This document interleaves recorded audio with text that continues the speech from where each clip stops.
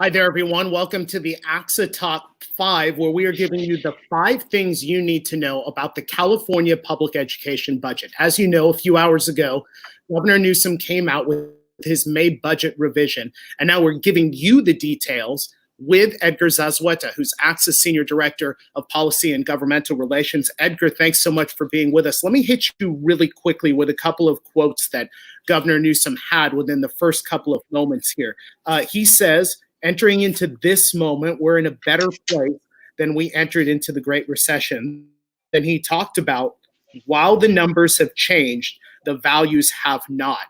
Protecting the core values, he listed 4 of them: public education, public health, public safety, and the people hit hardest by COVID-19. So now, with that being the background, Edgar, what are your initial thoughts on this May budget revision? Thanks, Naj. I think there's no other way to look at this, and it's a testament for how much things have changed just from January of this year, when we were having a similar conversation about what was in store in this budget, as a word that the governor has used a number of times over the last number of weeks and months, is that this is a very sober time and this is a very sober budget. And I think it is an example of how much the COVID crisis has really changed the landscape. And I think today's latest example is how much it has fundamentally affected our education funding in California. Today, I think we were bracing for this. I think today just gave us some numbers and some clarity about what the impact was going to be. I think in terms of just the initial reactions but the biggest takeaway is that school leaders have faced challenges over the last number of months of providing services to our students, distance learning, serving our kids, taking care of our employees. And what we're seeing here today is that the thought of opening schools in a physical distancing, social distancing environment was challenging. Obviously, having to do that with less resources, at some point it almost feels inconceivable. So it's a very sober day. It's a very sober budget. I don't know how else to put it. There's always ways to think about it could have been worse. And I think we have to acknowledge that the state's in a tough place here. They didn't have a ton of tools at their disposal, and they have gotten creative on how to mitigate the impact, but the impact is severe nonetheless. Well, then let's go ahead. Let's go right into how the reductions are being proposed in this May revision. Yeah, I think the highlight piece there is that there's a proposed 10% reduction to our local control funding formula allocations. We're still the caveat with all of this is real time. What happens is the governor puts out a summary. We hear his comments. We then try to dig in, talk to their officials about the details. So that's always the caveat when we're having this conversation. But what we know right now is that 10% reduction to LCFF, which obviously the local control funding formula is how we get the majority of our funds now. So how those dollars are going to be implemented, we assume that there would be reductions to our base grants that everybody gets. That's the biggest reduction. No cost of living adjustment. I know our folks had been banking on a 2.3.1% cost of living adjustment moving forward. So they have to pull that back. And then there's a number of reductions to adult ed programs, CTE, basically all of that's in addition to a number of proposals that we were talking about in January that we're going to meet the needs of students, or that we're going to try to be strategic in trying to prepare our educators to go into the field. Those proposals are also off the table. We know that one thing that has been very important to Governor Newsom has been special education. It's a topic that he's talked about often, that he has a personal commitment to. So tell me about the impact on special education funding. Yeah, that one, I would say a bit of a pleasant surprise there is that given what we were hearing in terms of what the impact were going to be in terms of reductions, this was one place where we thought that they would also have to take the proposed increases to special education off the table. The governor announced, and in talking about his education priorities, discussed the fact that Give me a second. Our life that we, one of them, all of us having to juggle distance learning and as parents here. So this is That's what right. happens. So special education was one proposal that the governor did retain, with the caveat that they had to take the COLA off the table. But the increases that the governor had proposed to special education in the neighborhood of $640 per ADA, I believe is the number, that is still included in the governor's budget.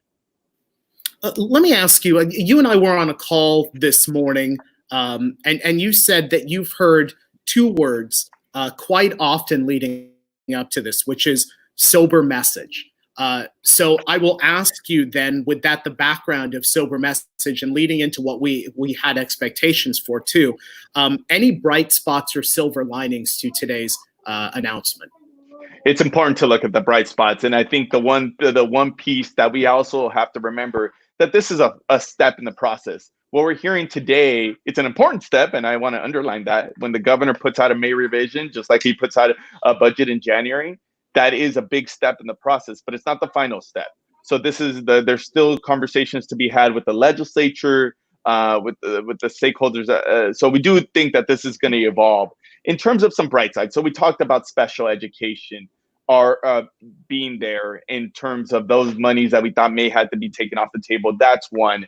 I would also point to some creative thinking on behalf of the administration, where this goes back to some relief that they had given us to PERS and STIRS a couple of years back last year, in that they had dedicated some dollars to buy down rates in the immediate term. They had also put some dollars to buy down, to put money into the system that would have a benefit in the long term. Given the acute need that we have right now, one of the proposals is to take a little bit more than $2 billion and actually help districts buy down those rates here initially, which is something that will mitigate some of the impact in terms of thinking about these reductions. So the not having to worry about those increases to the full extent is going to be helpful. That's one piece there. The other piece that we haven't talked about is, and it's going to be a theme, frankly, of all of our conversations moving forward, is the help from the federal government. So as we've seen from the headlines, the federal government has passed a couple of relief packages, the CARES Act.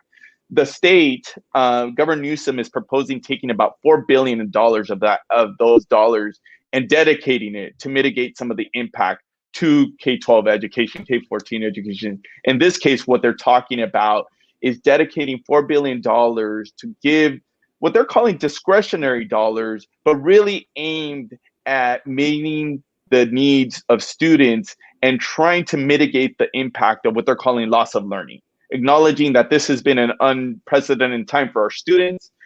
So they're going to make some dollars available to districts. And this is where the details are going to matter. But the detail we have now is that there's going to be a formula to look at which students have been impacted most by the school closures. Also looking at some of the factors we typically look at, like free and reduced price meals, foster youth, English learners. And we expect that there'll be some formula that will gear those dollars to those individuals as well. I would say that that's a bright side in terms of just looking at this, trying to find some ways of how we're mitigating some of these reductions.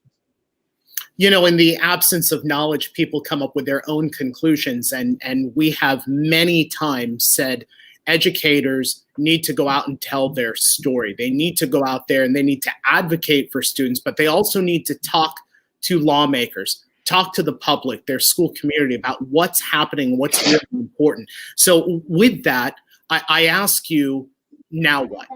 What's ahead for members? What's ahead for ACSA? What can we talk to our education leaders about doing next? No, I think first and foremost, educate, right? And we always talk about this. We talk about this in good times. And I think the context here is that we were in a difficult situation in terms of our school finance pre-COVID-19. This has only made things much more difficult. So we always had the need to educate our policy makers in terms of what those real needs were. I think that just gets elevated.